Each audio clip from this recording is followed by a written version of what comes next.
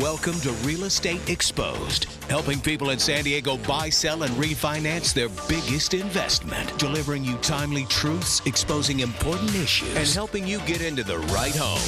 Here are your hosts, real estate expert Daniel Beer, top-ranked professional by sales volume at one of San Diego's largest brokerages, and his mortgage partner, Todd Pianin, with over $2 billion in funded loans. Hey! It's our favorite day of the week, Sunday. We get to spend it with you, Dan Beer.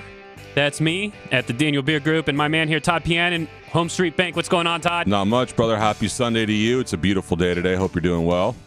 It's good to be back here with everybody. We have we're just coming out of a very, activity-filled couple of months.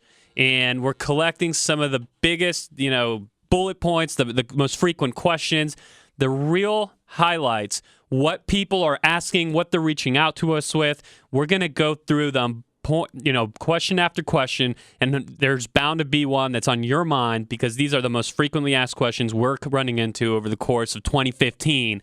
And this being December, thought it would be appropriate to sum up what's going on here. May I make a suggestion, Dan? Yeah, man, tell me. So they can go to our Real Estate Exposed page on Facebook if you've got questions, because the whole month of December, all we're going to do is answer questions and talk about what's going on. So if you go to Facebook, go to Real Estate Exposed, or go to our LinkedIn page, you can ask a question there, and the following week we will give you the answer. So we'd be very excited for you to do that. Or you can go to my page or on Facebook, or you can go to the Daniel Beer Group and do it there as well. We look forward to answering your questions, but we've got some questions that I think we can start off with right away. One of the biggest questions, Dan, that you've always talked about is now a good time? People say that the fall and winter is a dead time. Fall and winter, dead. Holiday time, no one buys, nobody sells. Let me tell you something. If you're regurgitating the information that you hear from all the naysayers out there, if you're just spitting back out what you hear on mainstream media about how the winter months are slow months in San Diego or in the real estate market, because you never actually hear that about San Diego, not from anybody that's actually studied the numbers. You hear that about the real estate market. So if you're regurgitating that, spitting it back out and just saying, if you're using that as an excuse on why your home didn't sell, your home just expired, you were on the market, you just experienced the pain of an expired listing, and your agent is telling you, well, it's the time of year. It's the time of year. Listen, that is absolute crap. We've literally come out of having our best 2 back-to-back months ever for the Daniel Beer Group. We've put under contract, in the last 64 days, we've put under contract 34 homes. Whoa. 34 homes under contract in the last 6. Dan, you heard it right. That's crazy. You heard it right, and that's documented. So 30. These are our best 2 back-to-month months. Okay, right. Their best 2 back-to-back months, and here's what it comes down to. Yes, the reality is there are actually less buyers in the marketplace, but if you have a strategy and a process to identify the market for any particular property, what you'll find is that the buyers that are out there right now are dead serious. They're real buyers. Out there meaning business. Right. That's why they're out there in the holiday season. If they weren't, you don't just have people strolling around, like meandering around open houses right now. What you have are buyers out looking because of a particular tax reason, because they're being relocated, because there's a family need, something's changed in their life, and they need to buy. And if you have a strategy to actually identify the marketplace for a home like yours and bring them to a competitive place to go after your property, you'll find that there's a robust marketplace, literally 34 homes under contract, last 64 days, Daniel Beer Group. I am so proud of the team. Wow. I mean, I get teary-eyed when I think about it. I'm so proud, too, because you're keeping us so darn busy for the last month of the year. Usually our December is normally one of our slowest months, and we rank who refers us the most business, and this month it is definitely number one is the Dan Beer Group. So we appreciate it, and there are serious buyers. I mean, these are real serious buyers. And one of the things that Dan's talking about, I highly recommend next year we are going to do 4 more quarters worth of home selling seminars. So his secret sauce and how he sells these homes and how he gets them to marketplace, make sure, I may be pumping it way too early. No, absolutely. I think you're right on. I mean, you need to get these home selling workshops on your radar. We'll have them coming again, probably about end of January, beginning of February. We'll have them coming. And that's where we literally lay out everything we do to identify that marketplace for your home and give you that successful 5-day blitz process that we're known for. So look out for those. We'll definitely be talking about those moving into January. And we're changing them up a little bit too, right? A little different. So if you've been to one of the first 2, maybe they may want to come back out. Well, you always have to be in the know on how are you selling homes in this market. Right. This market is today's market. So what we talked about 4 months ago is not today's market. So it's dynamic, it's evolving, it's a living and breathing process, and it's really just our favorite thing that we do. So we'll look forward to it. If you have questions or just want to make sure you're at the top of the list for the next series of home selling workshops, just make sure you reach out to either Todd Pianin at Home Street Bank or myself, Dan Beer, the Daniel Beer Group over at Windermere. So, Todd. Yes, sir. I'm going to start off the questions here because we've promised our listeners we're going to talk about the most pertinent issues that have come up over the course of the year that we think will remain relevant into next year and how we could put those to our use and advantage moving into the new year. Okay, what's the first one? Here's the first one for you. Someone's going out to get a loan. Yep. How do they know? How should somebody decide whether or not to pay points toward buying down their rate? Well, there's several factors they should take into consideration. First off, if you pay points, you got to realize that you're paying the bank up front to get a lower interest rate.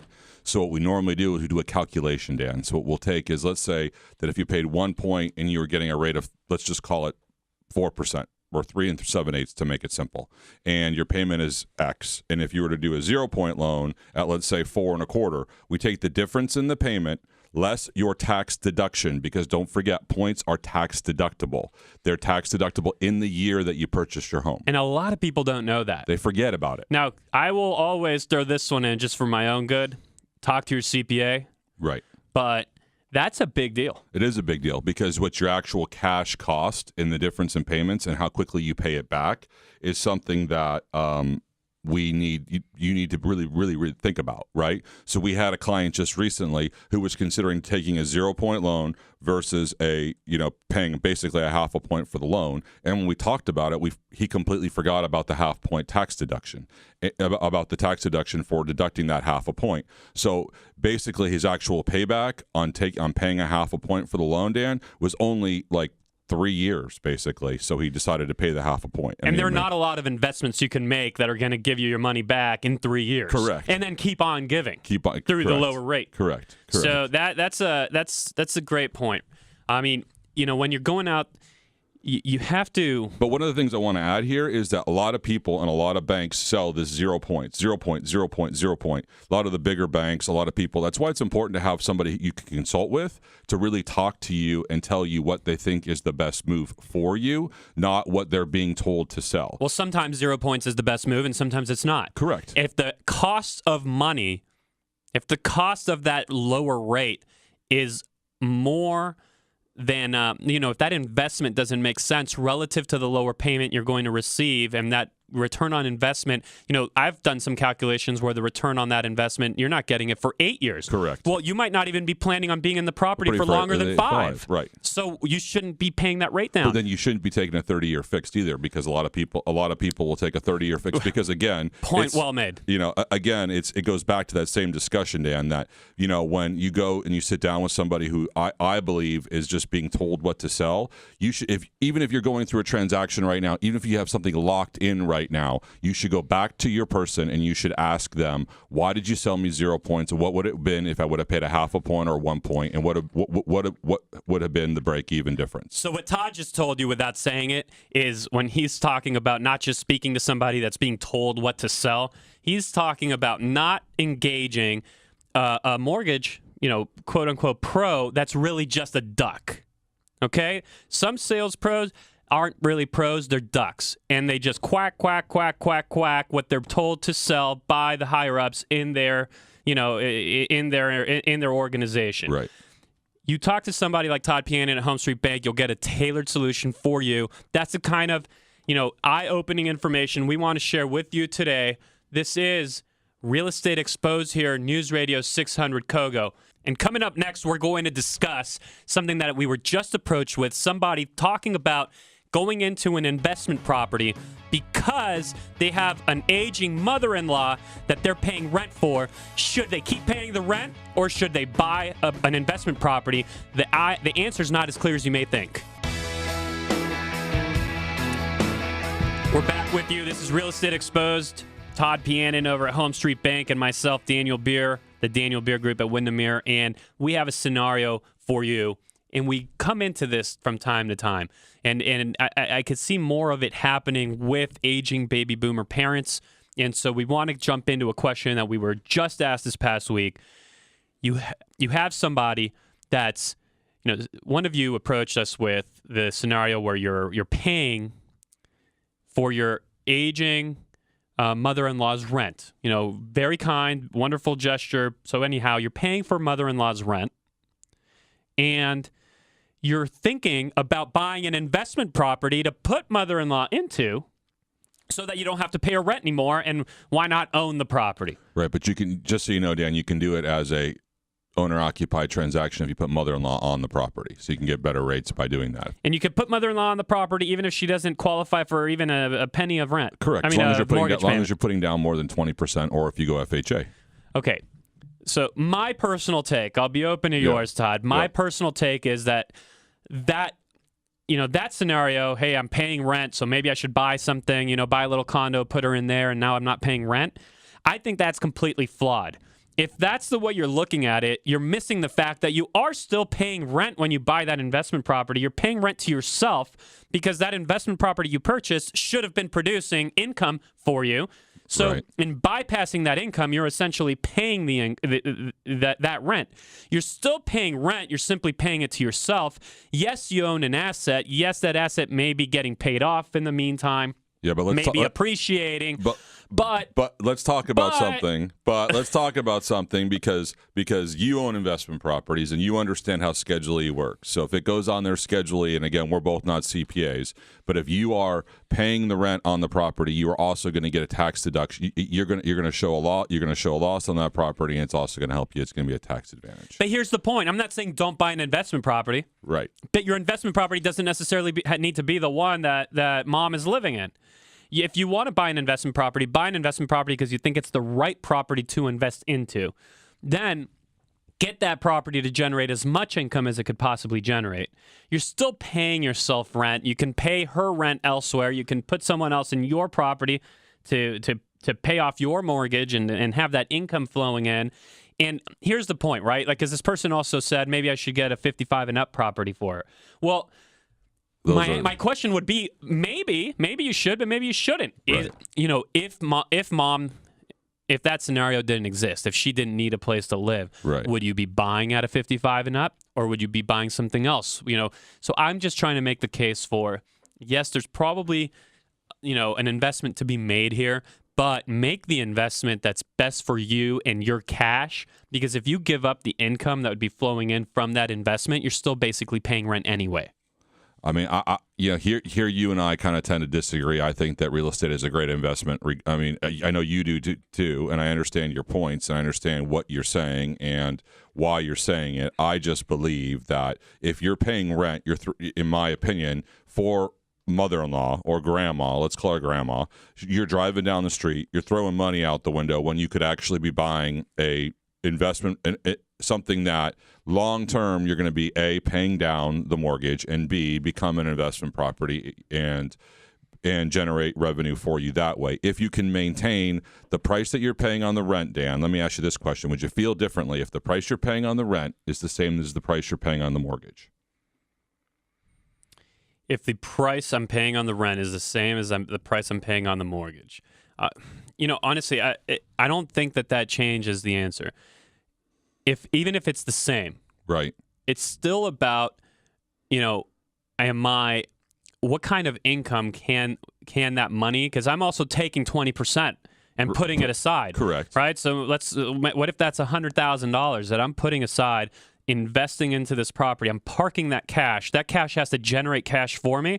And all that lost opportunity, all that cost of capital, I need to recoup that somewhere. So to me, I'm going to invest my money where it's going to generate the most for me. Right. Where mom's going to live, trust me, I'm not going to let her be homeless. Correct. Okay, Mom, if you're listening, you will always have a roof over your head. But let me ask you. It may be in a place I own, and it may be in a place I don't own. That decision will be made based on what will generate the greatest return on my dollars. So let me ask you this question. So if I'm paying a mortgage right now, I own a house, and I'm paying rent for grandma.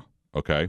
Would you recommend me selling my house and buying a bigger house that maybe has like a grandma flat or a casita in it? That way, and then the combined payments may be less than what I'm paying right now. Look, if that's an option, then that sounds attractive. If it's an option, that's only going to be an option for X amount of people, right? Because you're getting into some higher price points. So if that's an option, and that's actually a lot of what we are seeing people do, we're seeing a lot of that.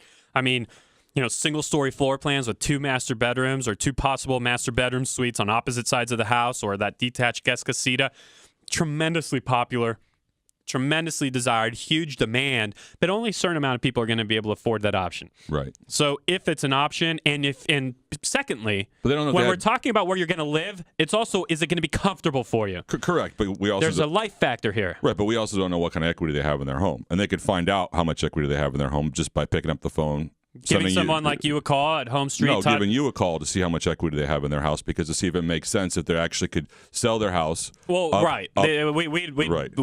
you'd give me a call. I'd tell you roughly what the value of the property would be, and then you'd talk to someone like Todd at Home Street and figure out how easy it'd be to access that money. Right. So look, it's a conversation. I don't think it's one that everyone will always agree on. I think there's also emotions at play. We're talking about mom. We're talking about aging dad. We're talking about, if you are going to move them into your own place, is that going to be comfortable for you? Because that's where I personally get away from the dollars and cents. Right. And I go to what's good for your life. And I'll just touch on this a little bit, a little bit off topic. Like Serenity Now from like the Bad Boys movie. Did you ever see that movie? No, Todd, not like that at all. Oh, okay. I like to give Todd as much crap as possible whenever possible. Only because the man needs it sometimes. He's just so darn good at what he does. That he loves to poke. He loves to poke the bear. Yeah, why not? So I always come back to whenever you're talking about your real estate investments on where you live. That conversation brings me back to like the person that is thinking about. It just happened actually this past week where we were negotiating a property, and we're literally within like $8,000 of a meeting place. Okay. And we did eventually get it done. But to me, it's just, you know what? Maybe those $8,000. And I realize at some point, every dollar counts, every penny counts, and some people can only do what they can do, and God bless you. But I'm talking about people that I know have the means to put themselves and live the life that they want to live. And I'm not talking about overpaying for property, but I'm talking about once you get within like an $8,000 range on an $800,000 property. Right. Well, you're talking about 1% of the value of the property, which it may or may not even be worth, because real estate does not have a defined finite value. Right. And so it's just amazing to me to see somebody like that walk away from the property they can see themselves in, they want to have their family in, that they want to live in and enjoy. For 1%. Well, for let's call it for $8,000. Right. But then turn around and run over to the Porsche dealership and buy a car for $120K that immediately is worth $90 the moment they drive it off the driveway. Right. Why are they doing that? Hey, it's okay. I don't judge them for it. Right. It's totally okay to do that if you have the means to do it. Right. You're doing it. If you do that, you're doing it because you're going to enjoy that Porsche. You're going to enjoy that ride. Maybe it's not a Porsche. Maybe you're buying any car. You're going to buy whatever it is. The point is we spend money on our life, on our lifestyle and enjoyment. Yet, if you really just get real here, take those $8,000. You're going to live in the property for 10 plus years potentially, because I know that was the case for this person. Amortize those $8,000 over 10 years. You're talking about $800 a year to live where you want to live and be where you want to be. But come on, man. Do you think it's about people just drawing a line in the sand, though? I mean, people are like, they just feel like they're drawing a line in the sand. And in my opinion, that's where you make a mistake that Could cost you. We had one this week. Right? Your ego may feel good for an hour, but Right. then you don't live where you want to live, and it's literally $800 a year. Coming up next, we're going to discuss: are we at the market peak? What will happen should interest rates go up? How will home prices be affected? You won't want to miss that. This is Real Estate Exposed. Daniel Beer Group, Todd Pianin at Home Street Bank. Welcome back to Real Estate Exposed. This is Daniel Beer Group at Windermere. Todd Pianin, my co-host, Home Street Bank. We're answering the most pertinent to-the-day questions. What is on your mind? The questions that our customers are coming to us with over the course of the last number of weeks and months, and that we think are going to be relevant moving into 2016. Talking about 2016, the question is, and I want to get Todd Pianin's prognosis: are we at the market peak, and where are we going? And by the way, if you want to connect with us, there's a very easy way to do it. You simply give us a phone call at 800-676-2420. That's 800-676-2420. If you want to know the value of your home, how much equity do you have considering a purchase, a refinance, a sale, we have specialists in absolutely each and every one of those roles, and we'll get you in the right hands. The number's 800-676-2420. Turn the mic over to Todd Pianin. Todd, what do you see? Are we at a market peak, and what's ahead of us in 2016? Well, market peak, you mean in regards to like values of the homes, or just market peak? Home values. Home values. San Diego, I think, is a micro market, Dan. We've always talked about it. We talk about the home seller seminars. I don't think that we're at a market peak. I think we're in a normalized market here in San Diego. I do think that you're going to see interest rates rise. I do think that what's going to happen is, with interest rates rising, it is going to put some people out of the market or make them change the program choice that they do. I mean, they may, instead of wanting a 30-year fix, they may look at some of the short-term arms like you and I have talked about in the past, the 7-year or 10-year. But, I mean, it's been pretty obvious and evident that Yellen is in an upward-moving interest rate. She's going to start raising interest rates. We've seen interest rates, as you and I have talked about in the past, go up over the last 3 or 4 months. Anyway, we've already peaked. I mean, we've already hit the, we've gone from the lows. Or we've troughed. We've troughed, however you want to call it. So I see that there could be some potential issues in the lower end, meaning the $300,000 to $500,000 sales price end, when interest rates are moving up, because it could push people out of the marketplace. But there are good programs out there. There are 7-year money, 5-year money that still can get people with a 3 in front of their in front of their interest rates, even if rates go up. But I think that we're still going to see a 3 to 5% appreciation. I do think that you're going to see a massive slowdown in some of the bigger cities, like the Los Angeleses, the San Franciscos, the New Yorks, that kind of stuff. I mean, I believe they're in a bubble, but I could be, I don't work there, so I can't really tell you the truth. I don't know what your thoughts are about that. Well, are we in a market peak? Are we at the peak of the market? What I see for 2016, this is just me talking as Daniel Beer on behalf of the Daniel Beer Group here. What I see for 2016 is we're going to see low single-digit appreciation. I think we're going to be talking about 3 and 4%, probably right at about that range. I do think we're going to see that this coming year. So, right. No, we're not at, when we're talking, are we at a market peak? One thing I want to make clear is that even if we are, we're not talking about peaking and then falling off cliffs. We're at a very healthy, steady market. Everyone that's purchased a home in, say, the last 7 years can genuinely afford it.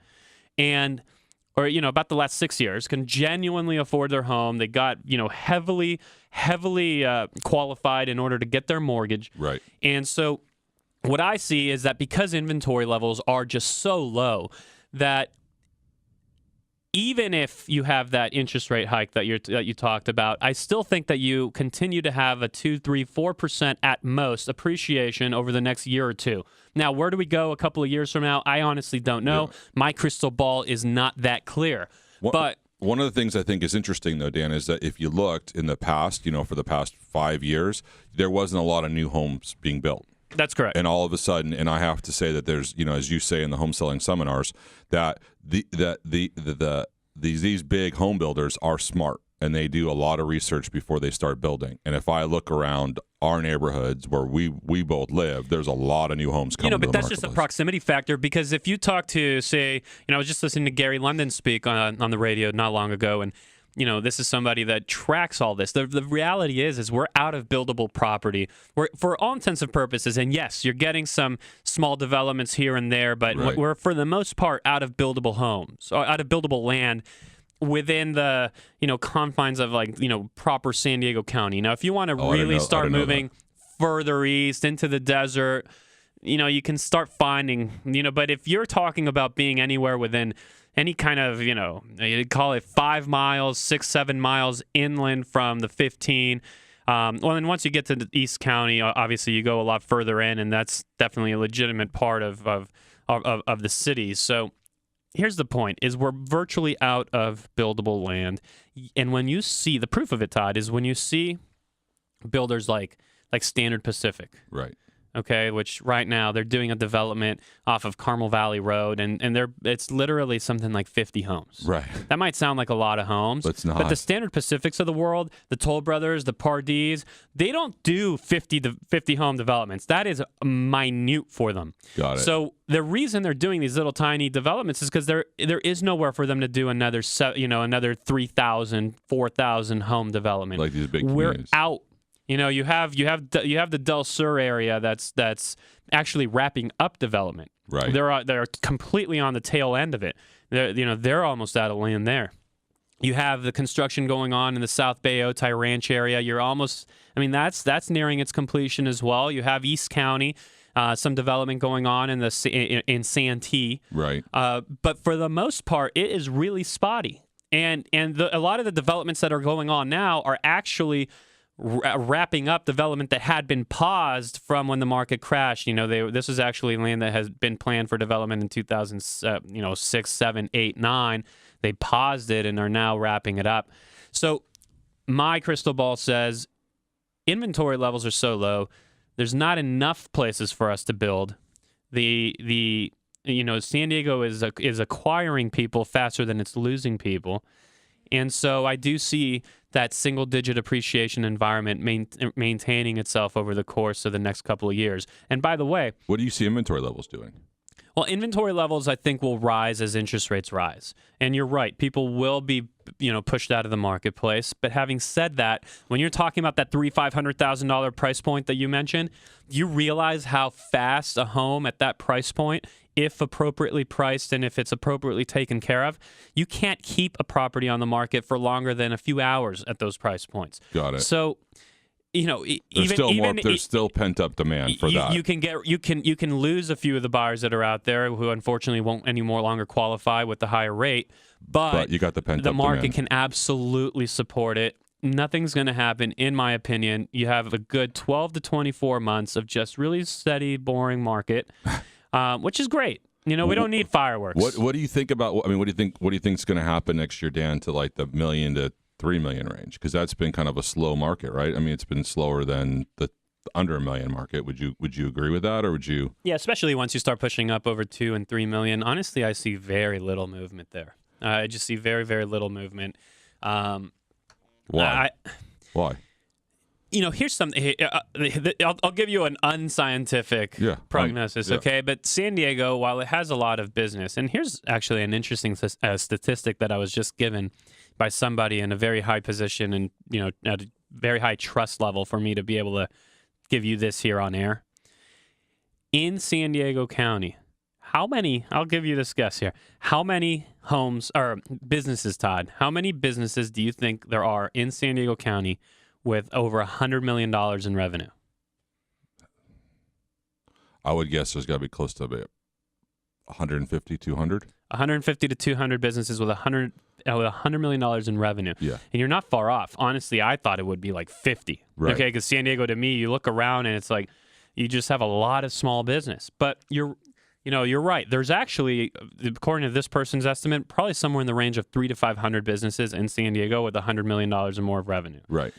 But what we don't have is the mega companies moving in.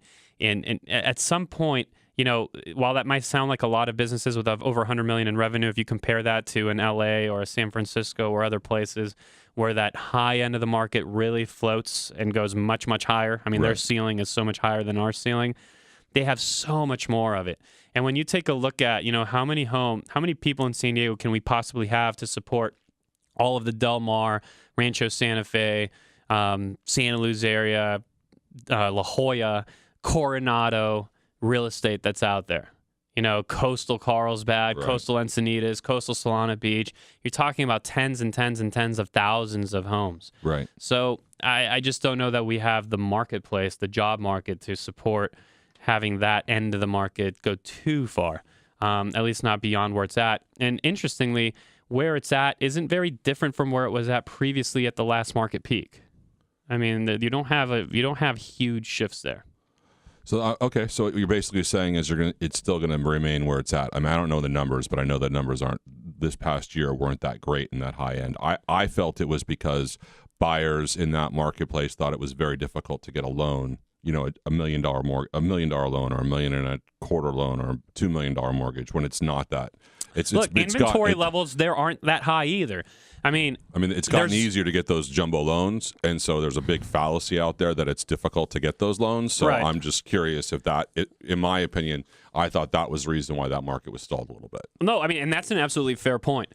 But what's interesting is that the inventory levels at those price points, again, when you're going to $3 million and so on, if you're a $3 million buyer in certain neighborhoods in San Diego, there's actually surprisingly very little for you to look at. Really? So, you know, but having said that, you also don't have this like runaway appreciation. But I don't think that people that buy those homes, you know, and I interact with a lot of them, I don't think you're buying that, you know, you're buying that $3.5 million home for your family in hopes of selling it for 4 or 5. No, you're buying it because that's where you want to live. It's going to be great. You feel secure in investing that money in a San Diego market, in a premier part of San Diego, and you feel like your family will be able to live there happily. And the day you want to sell it, the majority of your equity, or all your equity, or some extra equity will be there, and you'll be able to move on with your life. I don't think anyone buys those homes in order to get rich. Got it. Clear. So coming up next here on Real Estate Exposed, we're going to hit you with an interesting scenario on a failed loan from one of the big banks that Mr. Todd Pan at Home Street saved. And how can you avoid those pitfalls so you don't have to go through the last-minute fire drill that this particular gentleman had to go through? Thankfully, they ran into Todd, and he saved it. But that's something that if you're lining up your professionals for the purchase of a home, you won't want to miss it. This is Real Estate Exposed. You can connect with us directly at 800-676-2420. That's 800-676-2420. Let's get you into the office for consultation, figure out what you need, and we'll be right back with that. So you're one of those borrowers going out to buy a property. You go to one of the big banks because it seems easy, seems fair, seems like the right thing to do. You go to one of those big banks. Some person, maybe third week on the job, turns around, says, "Hi, I'm welcome to so-and-so big bank. How can I help you? Can I get you a loan?" You say, "Sure, I'd love a loan." This big bank gets you a pre-approval letter, which you would think would mean something. You go into a purchase, high-value purchase. In this case, by the way, I'm telling you a true story, $1.9 million price point. And what do you know?